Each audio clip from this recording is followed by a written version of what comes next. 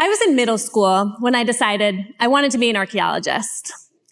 The books I checked out through interlibrary loan, yes, I was that kind of kid, mostly featured sites in ancient Egypt and Mesopotamia.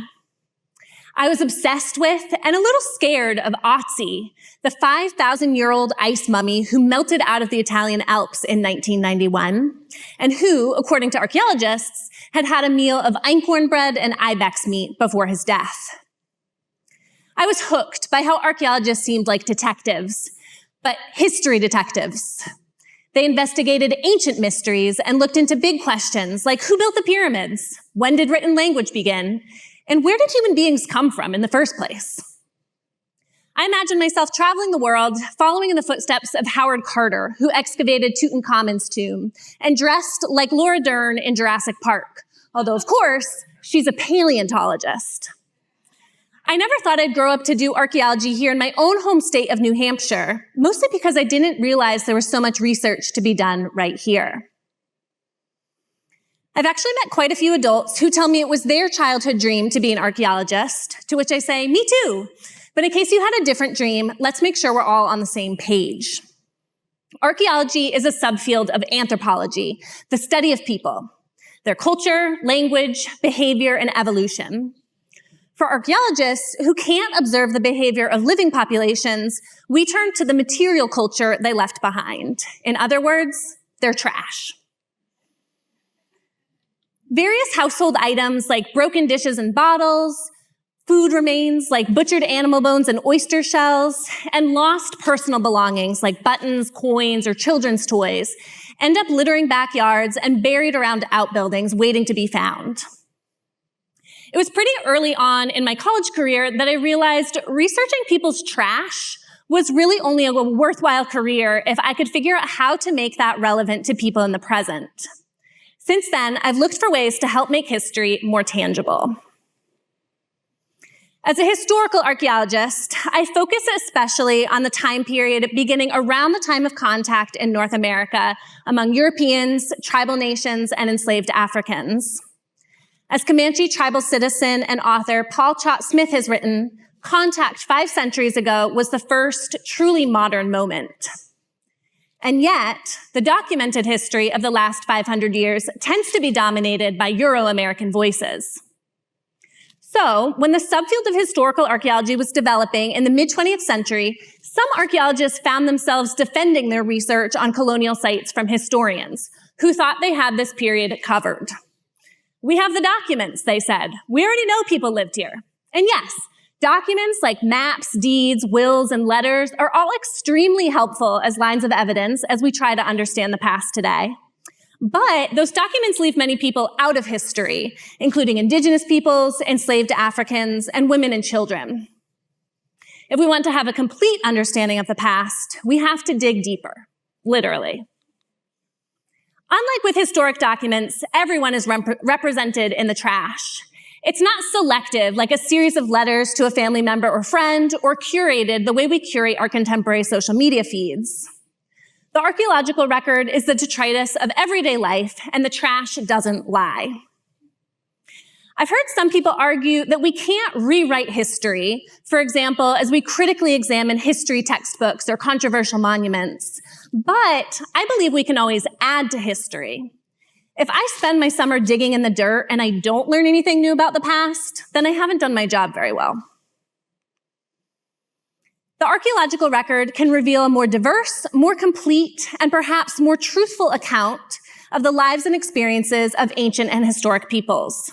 And in collaboration with descendant community members, we can help develop research questions to help us connect to and understand people of the past. As my career took shape, I realized I wanted to help people connect to the fascinating histories right around them, including those that might not be found in books. Instead of traveling the world for work, I was lucky enough to return to a place where I'd had my own hands-on encounters with history as a kid, although I had no idea back when I was having an American Girl tea party what my future held. In 2012, I was hired as the archaeologist at Strawberry Bank Museum here on the seacoast of New Hampshire. Strawberry Banke is an outdoor history museum where we tell the stories of a waterfront neighborhood and its residents, from the earliest Abenaki indigenous people to the people who were displaced in the 1950s by urban renewal. When you visit, you'll time travel from one furnished house exhibit to the next. First, the home and shop of an English immigrant in the 1830s, then an Eastern European Jewish family's home in 1919, then a little corner store in the 1940s. Most of these homes are sitting on their original sites, and the household debris of many generations of residents was deposited in the backyards, waiting to be found. Over 60 years of archaeological research has helped to tell the stories of the people of this neighborhood alongside historic documents and oral histories. For example, a small dark stain in the soil, a post mold, which predated the arrival of the English in the 17th century, offered evidence of where Abenaki fishers had built a structure for one of their seasonal fishing villages. This corroborated oral traditions shared with us by local Abenaki tribal leaders and prompted the construction of a reproduction wigwam frame, which we built together on site in 2021.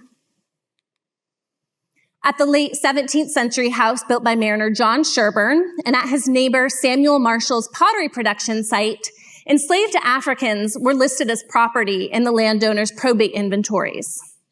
But artifacts like fingerprints on locally made redware ceramics, belongings like a cowrie shell from Africa and a redware shipping vessel from the West Indies, along with hundreds of household items that these enslaved Africans would have used and handled, all help demonstrate their active presence in this colonial neighborhood. One of our current projects at Strawberry Banke is furnishing the 1930s home of the Delanes and Cousins, a Black family who moved north to Portsmouth during the Great Migration. We recovered dozens of personal items like hair combs and jewelry, and beauty products like empty tubes of hand cream and perfume bottles. Yes, even up until the mid-20th century, neighborhood residents were discarding waste in their backyards. These beauty products help demonstrate how Eleanor Cousins maintained a sense of personal style, even while, as oral histories tell us, Black customers were being turned away from beauty parlors and barber shops in this time.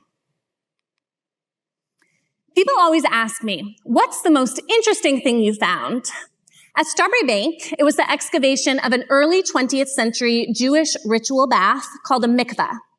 Not exactly the pharaoh's tombs I had read about as a kid. In fact, when Archaeology magazine shared news of our excavation on social media, one commenter complained that this important religious feature wasn't old enough. And yet, without the archaeological research, we would have missed an opportunity to make a tangible connection to this history. A mikvah is an important feature of Orthodox Judaism, intended to purify observant Jews through total immersion in living water, a naturally occurring source of water. A mikvah is typically used by women after menstruation, after childbirth, or before marriage. Mikvahs are so important that some of the oldest synagogues in the United States were built near streams so congregants could bathe in the naturally flowing water. For example, the Toro Synagogue, built in the 18th century in Newport, Rhode Island. Now, this might be surprising, but these religious features, so closely associated with women's intimate rituals, were largely left out of historic documents kept by men. I know. A couple hundred Eastern European Jewish immigrants made Portsmouth their home around the turn of the 20th century. A century later, museum researchers interviewed second and third generation descendants. Several women mentioned the tradition of immersion in a community mikveh, but noted that they hadn't carried on that tradition, and there was no record of its location or construction. So how did we confirm the location of the mikveh described in those oral histories? I learned from deed records that a house in the neighborhood that had been demolished in the mid-20th century had once been owned by Temple Israel, the synagogue founded by those community members. As an archaeologist who prioritizes collaboration with descendant communities, and as a non-Jewish person, I turned to the staff at Temple Israel. They had no memory or documentation of having owned a house in the neighborhood, but they were very interested in the possibility that the synagogue had owned a mikveh. The Temple Israel community helped to shape my research questions. There are a lot of rules around mikveh construction and use, its building materials, its source of living water, how much water it can hold. And the community was especially interested in the adherence of their ancestors to those rules. For them, a well-built mikvah would represent the establishment of a strong and observant community there in their new setting in New Hampshire. So I set out with a team of students and volunteers in the summer of 2014 to locate the mikvah within the foundation of this long-gone house, and we soon uncovered the base of the bath, complete with a concrete reservoir for collecting rainwater, which is an appropriate source of living water, and tiled with enameled white bricks. Unfortunately, the walls of the bath were destroyed when the house was demolished, but we can imagine what it would have looked like when it was in use. Visitors are often surprised to learn that there are archaeological sites in New Hampshire. And one of the reasons that this excavation was so fulfilling is because it was very highly visible for museum visitors.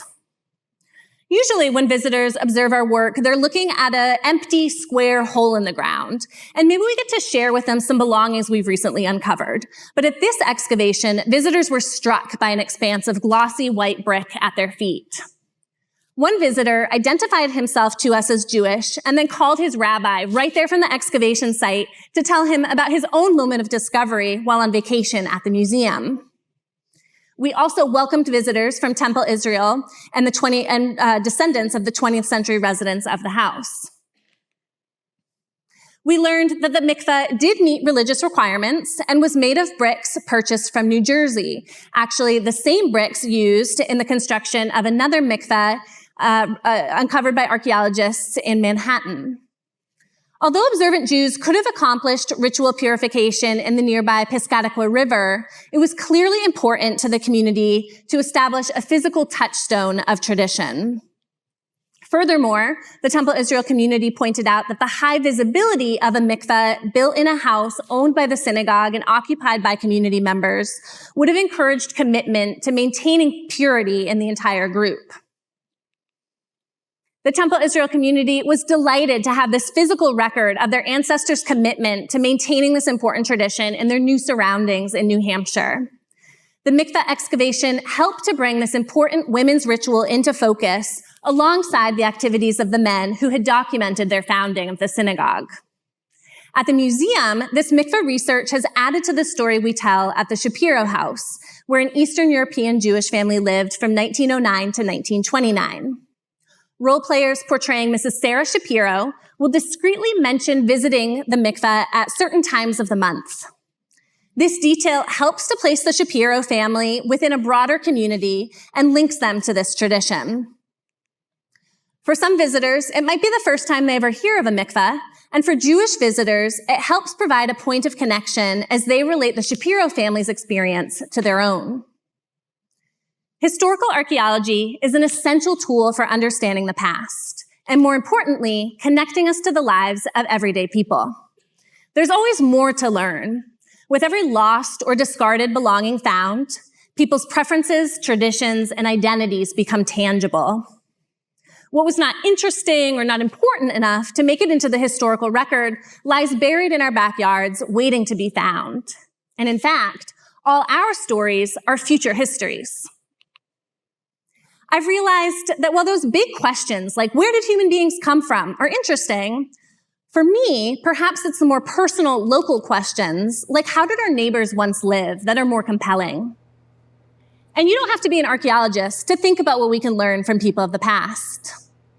Next time you read historical fiction, watch a documentary, or visit a museum, ask yourself, whose perspectives are being shared? Who or what might be missing from the story? And finally, what can we add to history next?